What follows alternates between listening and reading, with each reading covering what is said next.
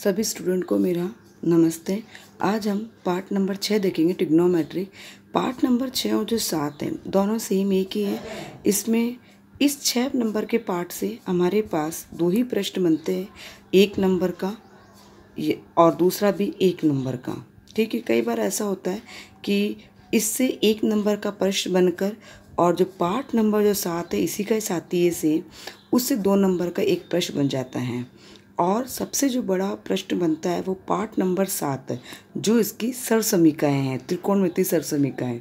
ठीक है, तो उससे 6 अंक का प्रश्न आएगा। यानी कि पार्ट नंबर जो 6 और पार्ट नंबर जो 7 है वो इम्पॉर्टेंट है। देखा जाए तो 7 से हमें एक प्रश्न मिल रहा है 6 अंक का, और दूसरा प्रश्न मिल रहा है हमें, हो सकता है कि वो 2 नंबर का दे दिया जाए जो कि हमारे 7.2 से मिल जाए।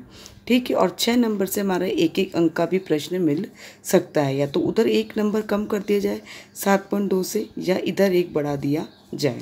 देखिए कि यहाँ पर हम लोग पार्ट नंबर जो 6 है इससे क्या इंपॉर्टेंट प्रश्न बनते हैं।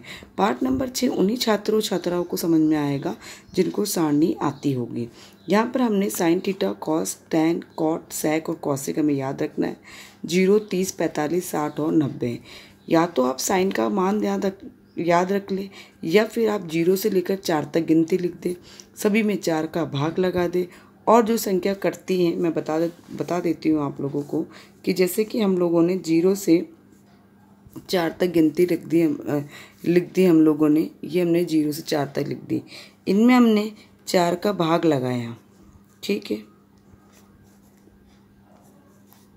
4 का भाग लगाया। जो संख्या में कटती है ना, जैसे जो कटती है कट गया, 2 एकम 2, 2 दूनी 4, बाकी नहीं कट रहा है। फिर इस पे अंडर रूट लगा दीजिएगा, इस पर अंडर रूट लगा दिया। ठीक है, या तो आप डायरेक्ट साइन का मान याद रख ले कि वे साइन 0 0, साइन 30 1/2, साइन 45 1/√2, साइन 60 √3/2 और साइन 90 1। अगर आप मान याद नहीं रख सकते हैं साइन का, तो 0 से लेकर 4 तक गिनती याद रख ले, सभी में 4 का भाग लगा दे। जो संख्या कटती 4 के पाड़े में 4 एक बार करता है, 2 के पाड़े में 4 2 बार करता है, बाकी नहीं करता, और अंडर रूट की टोपी लगा दी। 4 में 0 का भाग दिया 0, 0 का रूट होता है 0। 1 का वर्गमूल 1 होता है, 4 का वर्गमूल 2 होता है। 1 का वर्गमूल 1 होता है, 2 का वर्गमूल √2 होता है, क्योंकि 2 का वर्गमूल नहीं होगा।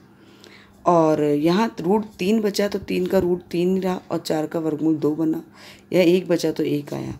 फिर हमने दिशा को ऊंधी करा, मतलब उल्टी करा हम लोगों ने, जस्ट बैक ली, तो हमें कॉस मिल जाएगा 1 √3/2, 1/√2, 1/2 एंड 0, ये 1/2 है। फिर साइन बटा जो कॉस होता है वो टैन थीटा होता है, तो 0/1 0, इससे ये कट करा तो 1/√3। फिर इसमें इसका भाग दिया तो √2 से रूट कट हुआ तो 1 बचा, फिर 2 से 2 कट हुआ तो √3 बचा, और 1/0 कितना हो गया, इनफाइनाइट हो गया, अनंत हो गया, अपरिभाषित हो गया है। फिर कॉट का मान कैसे निकाला कि इस टैन वाली जो मान प्राप्त है, हमने इसको उल्टा करा, मतलब इसको दिशा को चेंज करा, तो हमें टैन का मान प्राप्त हुआ। अब हम बात करते हैं यहाँ पर किसकी, सेक की, कि जो सेक का संबंध होता है वो किससे होता है, कॉस से होता है, कि जो 1/cos थीटा होता है वो क्या होता है, सेक थीटा होता है। तो आप लोग 1/ जब cos थीटा करोगे तो आपको सेक मिल जाएगा, यानी कि 1/1, यानी कि आपके पास हो गया 1। फिर यानी कि अंश और हर को चेंज कर दिया, आप या तो ये ऐसा समझ सकते हो, या 1/cos थीटा जो होता है वो तुम्हारे पास सेक थीटा होता है। तो ये हम लोगों ने इसका मान निकाल लिया। कॉसिक का मान कहाँ से निकाला, जो सेक आया इसको हमने बैक कर दिया, तो हमारे पास कॉसिक का मान प्राप्त हो जाता है।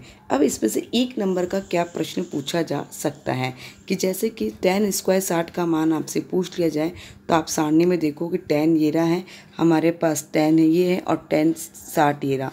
tan 60 का मान हमें बॉक्स में मिल रहा है √3, तो यहाँ √3 दिखा, और यहाँ पे स्क्वायर था तो हमने स्क्वायर करा, √3 का स्क्वायर 3 आया, तो हमें इसका आंसर कितना प्राप्त हो गया है, 3 प्राप्त हो गया है। इसी प्रकार से 2 sin² 60 और cos 60 का मान पूछा है, तो 2 ऐसा का ऐसा, sin 60 का मान √3/2 होता है, इसका होल स्क्वायर करा, cos 60 ये हमारे पास सारणी में cos गए, और cos 60 की वैल्यू हमारे पास होती है 1/2, तो हम लोगों ने यहाँ पर 1/2 कर दिया। 2 ऐसा का ऐसा, √3 का स्क्वायर 3 होता है, 2 का स्क्वायर 4 होता है और 1/2 चल रहा है। 2 से 2 कट गया, हमारे पास कट हुआ, तो हमारा आंसर आया हमें 3/4।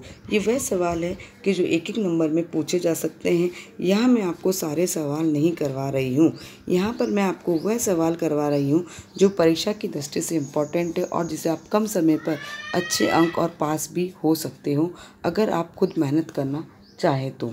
ठीक है, प्रश्न संख्या जो 3 कहती है हमारे पास cosec theta is equal to 2/√3 हो तो थीटा का मान ज्ञात करें।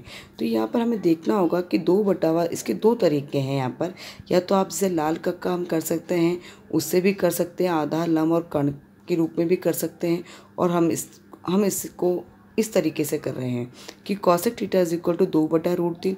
2/√3 कॉसेक में 60 का मान होता है। हमने दोनों तरफ कॉसेक को हटाने पर दोनों तरफ कॉसेक हटाने पर तो थीटा इज इक्वल टू कितना हुआ 60। 60 का मतलब हो गया π/3।